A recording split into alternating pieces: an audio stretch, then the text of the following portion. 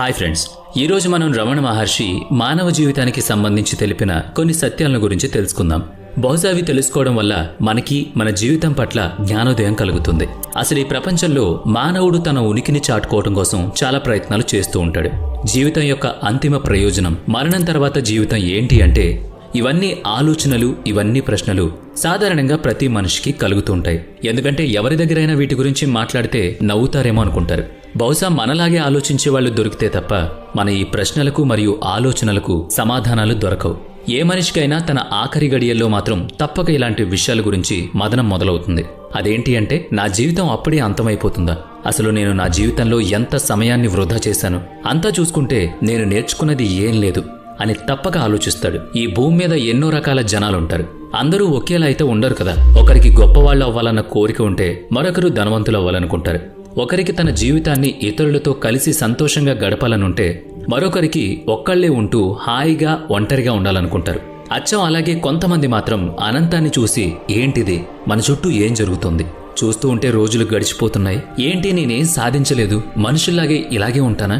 ఇలాగే పుస్తకాలు చదివి ఉద్యోగం తెచ్చుకుని పెళ్లి చేసుకుని తింటూ తాగుతూ తిరుగుతూ ఇలా చచ్చిపోవాలా? నన్ను నేను తెలుసుకుని, అంటే జీవితం యొక్క మహాసత్యాన్ని తెలుసుకుని నా జ్ఞానాన్ని వికసింపచేసుకుని ఇతరుల వలే కాకుండా కొంచెం భిన్నంగా ఆలోచిస్తూ నా జీవితాన్ని గడపగలనా అనిపిస్తుంది. ఒక మహాజ్ఞానికి అమూల్యమైన దానం ఏంటి అంటే అది జ్ఞానమే.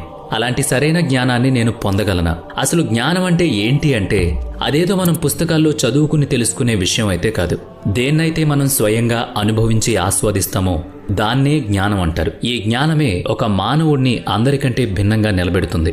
ఈరోజు మనం అసలు నేను అంటే ఏంటి, దీనికి జ్ఞానానికి ఉన్న సంబంధం ఏంటి, ఇవన్నీ కూడా రమణ మహర్షి యొక్క పుస్తకమైన అంటే నేను ఎవర్ని అనే దాని నుంచి తెలుసుకుందాం. బహుశా మన ప్రశ్నలన్నిటికీ సమాధానాలు ఈ పుస్తకంలోనే దొరకొచ్చు. ఈ పుస్తకంలో మనం ఎవరం, మన అస్తిత్వం గురించి, మన ఉనికిని గురించి మొత్తం 28 ప్రశ్నలు జవాబులతో సహా ఉన్నాయి. అందులో నుంచి 14 ప్రశ్నలకు మరియు వాటికి సమాధానాల గురించి తెలుసుకుందాం. ఈ ప్రశ్నలు, వాటి జవాబులు తెలుసుకునే ముందు ఈ రమణ మహర్షి ఎవరు అనే దాని గురించి కొంతైనా తెలుసుకోవాలి. రమణ మహర్షి 30 డిసెంబర్ 1879న జన్మించారు. ఈయన తల్లిదండ్రులు తిరుచురి గ్రామానికి చెందిన వకీల్ సుందరమయ్యర్ మరియు అళగమ్మాళ్. మొదట్లో ఈయన్ని అందరూ వెంకటరమణ అని పిలిచేవారు. ఆ తర్వాత మెల్లమెల్లగా రమణ మహర్షి అనే పేరుతో ప్రసిద్ధి చెందారు. ఈయన యొక్క మై కౌన్ హూ అనే పుస్తకం సెల్ఫ్ ఎక్వైరీ అనే కాన్సెప్ట్ పైన ఆధారపడి ఉంటుంది. ఆ పుస్తకంలోని 28 ప్రశ్నలు కూడా దీనికి సంబంధించినవై ఉంటాయి. ఈ 28 ప్రశ్నలను శ్రీ ఎంఎస్ ప్రకాశం పిళ్ళై గారు స్వయంగా రాసి 1902లో శ్రీ రమణ మహర్షి ముందు సమర్పించారు. ఈ ప్రశ్నలన్నిటినీ అడిగిన పిళ్ళై ఒక తాత్విక శాస్త్ర స్థాపకుడు. 1914వ సంవత్సరంలో ఈయన ఒక యాత్రలో ఉండగా అరుణాచలంలోని కొండల్లో ఉన్న రమణ మహర్షిని కలిశారు. రమణ మహర్షి నుంచి ఆధ్యాత్మిక మార్గదర్శకత్వం గురించి తెలుసుకోవాలని ఆయన కోరారు. ఆ సమయంలో రమణ మహర్షి మౌనవ్రతం చేస్తూ ఉన్నారు. అందువల్ల పిళ్ళై ప్రశ్నలన్నిటికీ రమణ మహర్షి రాతపూర్వకంగా సమాధానం ఇచ్చారు. ఈ వీడియోలో మనం వాటిలోని 14 ప్రశ్నలు మరియు వాటి సమాధానాల గురించి పూర్తిగా తెలుసుకుందాం. అంటే ఈ వీడియోని పార్ట్ 1గా తీసుకోవచ్చు. అందులో మొదటి ప్రశ్న, నేను ఎవరు? భౌతిక శరీరం అనేక మూలకాలతో రూపొందించబడింది. నేను అనేదానికి శరీరంలోని 5 విషయాలకు అర్థం తెలియదు. అంటే వినటం, స్పర్శకు స్పందించడం, వాసనను పీల్చడం, పనులు చేసుకోవడం, దృష్టి, మాట్లాడడం, కదలడం, ఆనందపడ్డం, బాధపడ్డం లాంటివన్నీ నేను అనేది ఎంతో మహత్వపూర్ణమైన గాలి, నీరు, నిప్పు లాంటిది కూడా కాదు. నేను అనేది ఈ ఆలోచించదగ్గ మనసును కూడా కాదు అని రమణ మహర్షి పిళ్ళైతో చెప్పారు. అప్పుడు పిళ్ళై తన రెండో ప్రశ్నగా, మరి ఇవి ఏవి కాకపోతే నేను ఎవర్ని అని అడిగాడు. ఇది కాదు, అది కాదు అని పైన ఇచ్చిన సమాధానాలన్నీ తిరస్కరించిన తర్వాత ఏదైతే ఒక అవగాహన మిగిలిపోతుందో అదే నేను అనేదానికి అర్థం మరియు సూచన అని రమణ మహర్షి చెప్పారు. మూడో ప్రశ్న, అవగాహన యొక్క స్వభావం ఏంటి? అవగాహన యొక్క స్వభావం ఉనికి యొక్క చైతన్యం మరియు ఆనందం.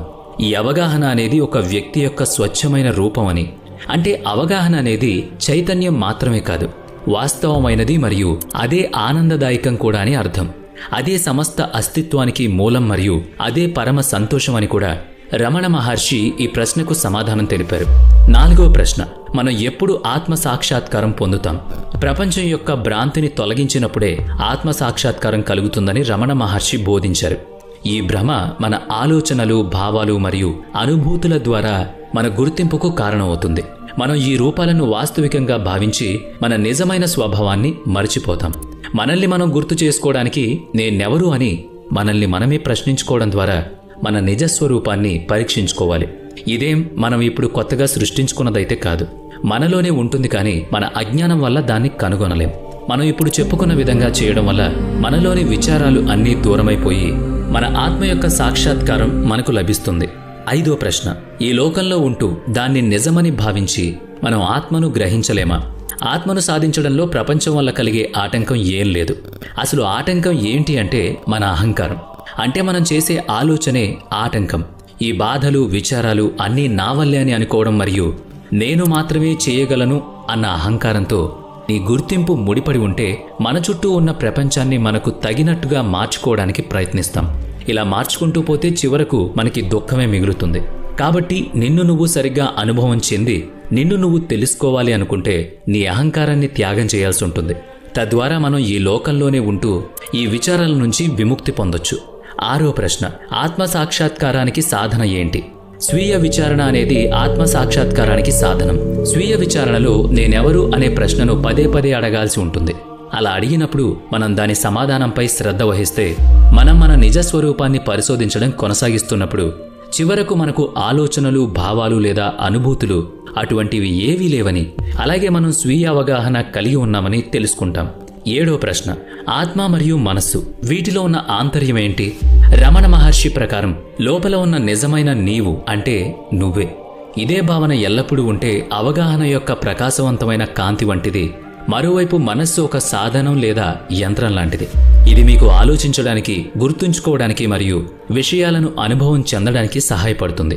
ఇది ఆలోచనలు మరియు భావోద్వేగాల ప్రవాహం లాంటిది. వస్తూ పోతూనే ఉంటుంది. మీకు ఎలాంటి ఆలోచనలు లేదా భావాలు ఉన్నా మీలో మారని ఆ భావం ఎల్లప్పుడూ అలాగే ఉంటుంది. ఇది మీలో ఉనికికి సంబంధించి ఒక ప్రధాన అంశం వంటిది.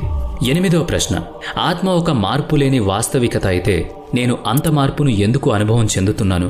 రమణ మహర్షి ప్రకారం ఆత్మ మార్పు లేనిదైనప్పటికీ మన మనస్సు దాని కార్యకలాపాలతో కలిగిన గుర్తింపు కారణంగా ప్రవర్తన అనుభవం చెందుతుంది. మనం ఎప్పుడూ మన మనస్సులో తలెత్తే స్థిరమైన ఆలోచనలు, అనుభూతులు మరియు అనుభవాల్లో చిక్కుకుంటూ ఉంటాం. ఇదే మార్పు మరియు దాని ప్రవాహం యొక్క అనుభూతిని సృష్టిస్తుంది. అయితే మనం మన దృష్టిని లోపలికి మళ్లించగలిగితే, మన నిజమైన స్వభావాన్ని గ్రహించగలిగితే అది మన ఉనికి యొక్క మార్పులేని అంశాలను గుర్తించడంలో సహాయపడుతుంది. 9వ ప్రశ్న, ఆత్మ స్వచ్ఛమైన సాక్షి అయితే నేను ప్రపంచంలో ఎందుకు ఇంతగా కనెక్ట్ అయ్యాను? మనం వేరువేరు వ్యక్తులమని మనం విశ్వసించినందున మనం ప్రపంచంతో అనుసంధానించబడినట్లు భావిస్తాం. మనం పరిపూర్ణ సాక్షులమని గ్రహించడం ద్వారా ఆత్మ విచారణను అభ్యసించడం ద్వారా మారుతున్న ప్రపంచంలో మనకున్న అనుబంధాన్ని విడిచిపెట్టి అంతర్గత సంతృప్తిని పొందొచ్చు. 10వ ప్రశ్న, మానసిక అనుబంధం నుంచి నేను ఎలా విముక్తి పొందగలను? అనుబంధాల నుంచి మిమ్మల్ని మీరు విడిచిపెట్టుకోవడానికి మీ ఆలోచనలు మరియు భావాలు వాటిలో చిక్కుకోకుండా జాగ్రత్త పడాలి. ఓ పక్క జాగ్రత్త పడుతూనే మిమ్మల్ని గమనిస్తున్న అవగాహనపై కూడా దృష్టి పెట్టండి. ఆలోచనలు మరియు భావాలు తాత్కాలికమైనవని గుర్తించడంతో పాటు మీ నిజమైన స్వభావాన్ని మార్చలేరు అని కూడా అర్థం చేసుకోవాలి. తద్వారా ఎక్కువ స్వేచ్ఛ మరియు శాంతిని పొందగలుగుతారు. 11వ ప్రశ్న, ఆత్మ యొక్క స్వభావం ఏంటి? శ్రీ రమణ మహర్షి ప్రకారం స్వీయ స్వభావం అనేది స్వచ్ఛమైన ఉనికి లేదా అవగాహన. ఇది మనస్సు మరియు శరీరానికి అతీతంగా ఉన్న మన ఉనికి యొక్క మార్పు లేని సారాంశం. మన ఆత్మ శాశ్వతమైంది, శాంతియుతమైంది. మన జీవితంలో హెచ్చుతగ్గులనేవి ఎప్పుడూ ప్రభావితం చెందవు. మనలోని నిజమైన స్వభావాన్ని మనం గ్రహించడం ద్వారా శాంతి మరియు స్వేచ్ఛను అనుభవిస్తాం. 12వ ప్రశ్న, నన్ను నేను ఎలా గ్రహించగలను? తనను తాను గ్రహించుకోవడానికి స్వీయ విచారణలో నిమగ్నమై తనలోని అవగాహన యొక్క మూలం వైపు దృష్టిని మరల్చమని శ్రీ రమణ మహర్షి చెప్పారు. నేను ఎవరు అని అడగడం ద్వారా, మనస్సును గమనించడం ద్వారా మీరు క్రమంగా ఆలోచనలు మరియు భావోద్వేగాలతో గుర్తింపును అధిగమించవచ్చు. తద్వారా మీ ప్రత్యక్ష అనుభవాన్ని పొందొచ్చు. 13వ ప్రశ్న, జీవితం యొక్క ఉద్దేశం ఏంటి? జీవితం యొక్క ఉద్దేశం ఒక వ్యక్తి యొక్క నిజమైన స్వరూపాన్ని గ్రహించి జనన మరణ చక్రం నుంచి విముక్తి పొందడం. మన నిజమైన గుర్తింపును అర్థం చేసుకోవడం మరియు మనం మనంగా ఉండడం ద్వారా మనం బాధలను అధిగమించి శాశ్వత శాంతిని పొందొచ్చు అని రమణ మహర్షి తెలిపారు. 14వ ప్రశ్న, సత్యం మరియు భ్రమ మధ్య తేడా ఏంటి? సత్యం అనేది మార్పు లేని వాస్తవికత. ఇది అన్ని అనుభవాలకు ఆధారం. భ్రమ అనేది నిరంతరం మారుతున్న రూపాన్ని సూచిస్తుంది. అది ప్రత్యేక ఉనికిని నమ్మేలా మనల్ని మోసం చేస్తుంది. సత్యం మరియు భ్రాంతి మధ్య వ్యత్యాసాన్ని అర్థం చేసుకోవడం ద్వారా మనం తప్పుడు గుర్తింపు నుంచి వేరుపడి శాశ్వతమైన ఆత్మగా మన ముఖ్యమైన స్వభావం యొక్క సత్యంలో బ్రతకగలం. ఇప్పటి వరకు మనం మాట్లాడుకున్న పై 14 ప్రశ్నలు శ్రీ పిళ్ళై గారు రమణ మహర్షి గారిని అడిగి తెలుసుకున్నవి. మిగిలిన 14 మరొక వీడియోలో తెలుసుకుందాం.